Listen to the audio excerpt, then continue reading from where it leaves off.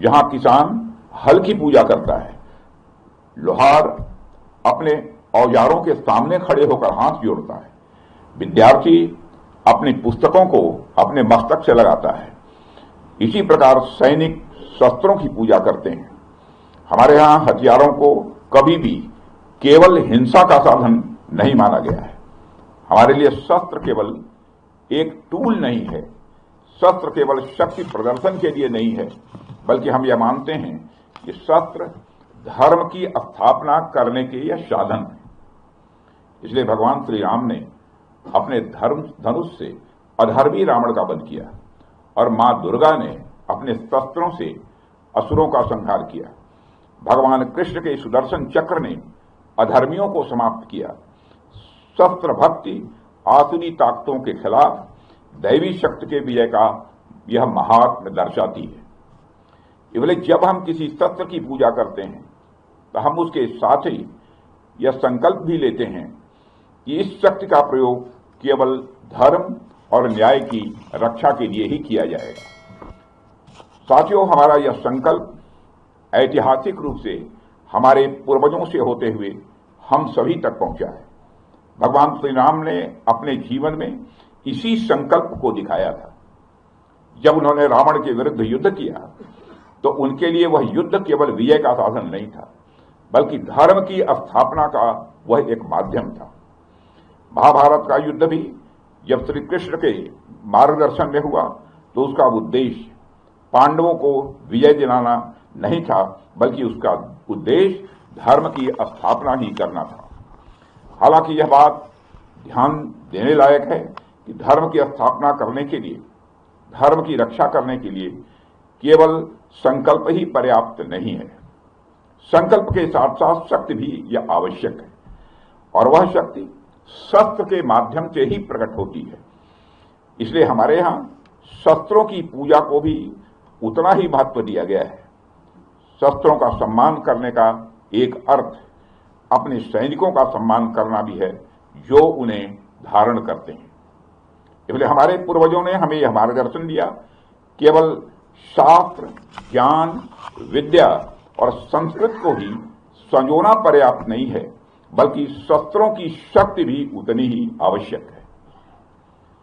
और हमारे पूर्वजों की वही शिक्षा आज भी हम सभी के अंदर है।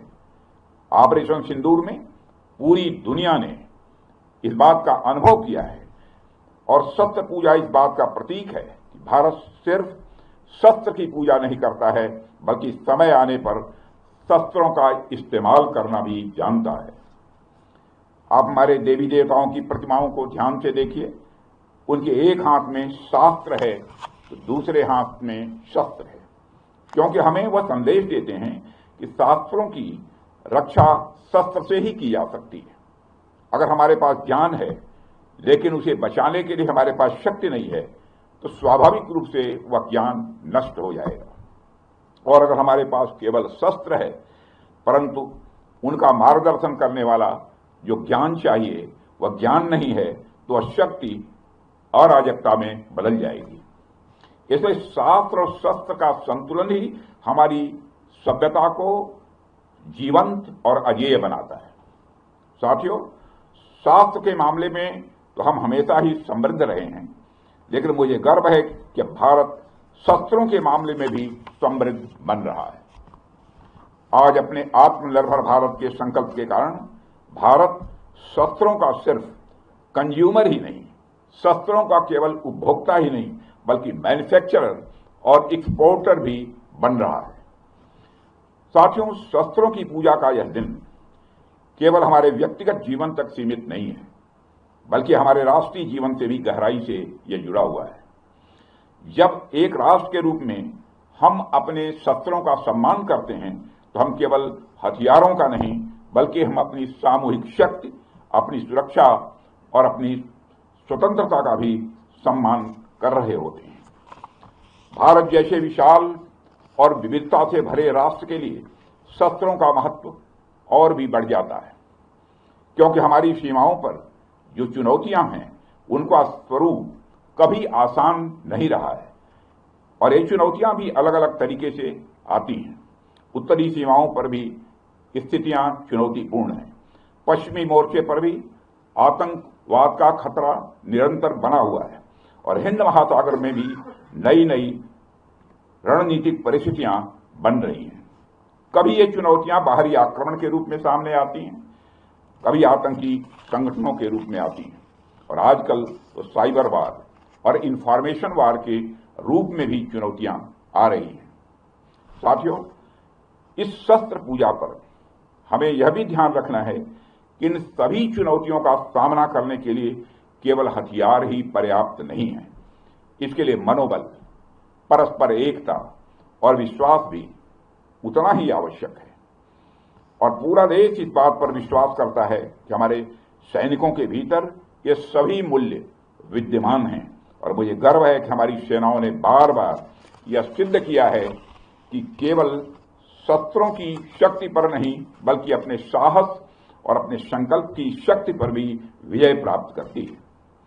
साथियों, आज 2 अक्टूबर भी है। आज विजयदशमी के साथ साथ गांधी जयंती भी है। जब मैं मनोबल की बात कर रहा हूं तो स्वाभाविक रूप से हम सबका ध्यान महात्मा गांधी जी की ओर भी जाता है। वह तो अपने आप में मनोबल के ज्वलंत उदाहरण थे। उनके पास दुश्मन से लड़ने के लिए सिवाय मन की शक्ति के अतिरिक्त और कोई भी हथियार नहीं था। इसके बावजूद उन्होंने उस समय की सबसे शक्तिशाली साम्राज्य को घुटनों पर ला दिया था। फिर हमारे सैनिकों के पास तो शस्त्र भी है और मनोबल भी है और हमारे सामने तो कोई चुनौती टिक ही नहीं सकती है। साथियों, ऑपरेशन सिंदूर के दौरान हमारी आर्म्ड फोर्सेज ने यह दिखा दिया कि भारत की संप्रभुता को चुनौती देने वाली ताकतें चाहे जहां कहीं भी छिपी हों, हम उन्हें ढूंढकर उनका खात्मा करने की शक्ति रखते हैं। दुनिया की कोई भी ताकत हो, यदि वह हमारी संप्रभुता को चुनौती देगी तो भारत चुप नहीं रहेगा। श्री रामचरितमानस में एक चौपाई में भगवान श्री राम ने भी कहा है, देव दनुज भूपति भटनाना संबल अधिक हो बलवाना, जो रण हमहि पचारे कोई लरहि सुखेन कालु किन होई। मतलब वो चाहे कोई भी हो, यदि रण में हमें ललकारे तो हम उससे सुखपूर्वक लड़ेंगे, चाहे वह काल ही क्यों न हो। इसी प्रकार आज का भारत कहता है, चाहे आतंकवाद हो या किसी भी तरह की समस्या, हम सबसे निपटने और जीतने की पूरी क्षमता रखते हैं। साथियों, ऑपरेशन सिंदूर के दौरान पाकिस्तान ने लेह से लेकर सर क्रीक के इस इलाके तक भारत के डिफेंस सिस्टम को भेजने की नाकाम कोशिश की। भारत के डिफेंस सिस्टम को उन्होंने भेजने की एक नाकाम कोशिश की, जबकि भारत की सेनाओं ने अपनी जवाबी कार्रवाई में पाकिस्तानी एयर डिफेंस सिस्टम को पूरी तरह से एक्सपोज कर दिया और दुनिया को यह भी संदेश दे दिया कि भारत की सेनाएं जब चाहें, जहां चाहें और जैसे भी चाहें पाकिस्तान को भारी नुकसान पहुंचा सकती हैं। अपने सामर्थ्य के बावजूद हमने संयम का परिचय दिया, क्योंकि हमारी सैन्य कार्रवाई आतंकवाद के विरोध में थी। इसको एस्केलेट करके जंग छेड़ना ऑपरेशन सिंदूर का उद्देश्य कभी नहीं था। मुझे इस बात की खुशी है कि भारतीय सेनाओं ने ऑपरेशन सिंदूर के सभी मिलिट्री ऑब्जेक्टिव यानी सभी लक्ष्यों को सफलतापूर्वक प्राप्त करने में कामयाबी हासिल की है। मगर आतंकवाद के खिलाफ हमारी लड़ाई जारी है। साथियों, आजादी के 78 साल बीत जाने के बावजूद सरक्रीक इलाके में सीमा को लेकर एक विवाद खड़ा किया जाता है। भारत ने कई बार बातचीत के रास्ते इसका समाधान करने का प्रयास किया है, मगर पाकिस्तान की नीयत में खोट है, उसकी नीयत साफ नहीं है। जिस तरह से हाल में पाकिस्तान की फौज ने सरक्रीक के सटे इलाकों में अपना मिलिट्री इंफ्रास्ट्रक्चर बढ़ाया है, वह उसकी नीयत बताता है। साथियों, भारत की सीमाओं की रक्षा भारतीय सेनाएं और बॉर्डर सिक्योरिटी फोर्स मिलकर मुस्तैदी से कर रही हैं। अगर सरक्रीक इलाके में पाकिस्तान की ओर से कोई भी हिमाकत की गई तो उसे ऐसा करारा जवाब मिलेगा कि इतिहास और भूगोल दोनों बदल जाएंगे मेरे साथियों। और 1965 की जंग में भारत की सेना ने लाहौर तक पहुंचने का सामर्थ्य भी दिखाया। आज 2025 में पाकिस्तान को याद रखना चाहिए कि कराची का एक रास्ता क्रीक से ही होकर गुजरता है। साथियों, आज जब हम यहां सत्य पूजा कर रहे हैं तो हमें मां दुर्गा के उस स्वरूप को भी स्मरण करना चाहिए जब सभी देवताओं की शक्तियों का सम्मिलन हुआ और वह दिव्य शक्ति के रूप में प्रकट हुई। मां दुर्गा इस बात की प्रतीक है कि जब विभिन्न शक्तियां एकजुट होती हैं तभी असुरों का संहार संभव हो पाता है। इसमें हमारी नेशनल सिक्योरिटी इंफ्रास्ट्रक्चर के लिए भी एक मैसेज है।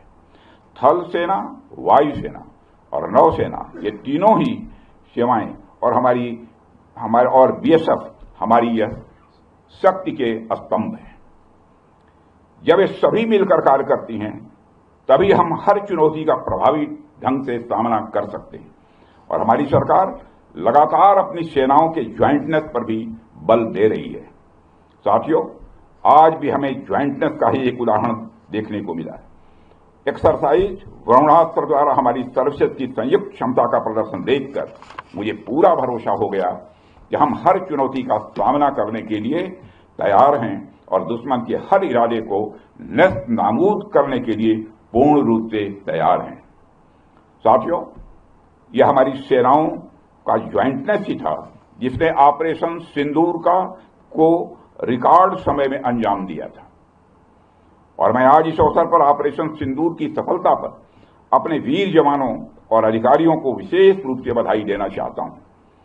आपकी रणनीति, आपका साहस और आपकी क्षमता ने यह साबित कर दिया है कि भारत हर परिस्थिति में दुश्मन को मात देने में पूरी तरह से सक्षम है। मुझे पूरा विश्वास है कि आप सबका साहस, आप सबका शौर्य इसी प्रकार भारत की प्रभुता, संप्रभुता और अखंडता की रक्षा करता ही रहेगा। अंत में स्वस्थ पूजा के इस अवसर पर मैं मां दुर्गा से ही प्रार्थना करता हूं कि वह हमारे शस्त्रों को सदैव धर्म की रक्षा के लिए प्रेरित करे, हमारे सैनिकों को असीम शक्ति और वह साहस प्रदान करे ताकि वो इसी तरह अधर्म और आसुरी शक्तियों के नाश के लिए काम करते रहें और इस राष्ट्र को अजेय और अभेद्य बनाए रखें। और साथ ही मैं आपकी, आपके परिवार की और परिवार के सभी जनों की विजयादशमी के इस शुभ अवसर पर अच्छे स्वास्थ्य और सदैव उन्नति की कामना करते हुए और आप सभी को पुनः विजयादशमी के पावन पर्व की हार्दिक बधाई देते हुए अपना निवेदन समाप्त करता हूं। बोलिए भारत माता की।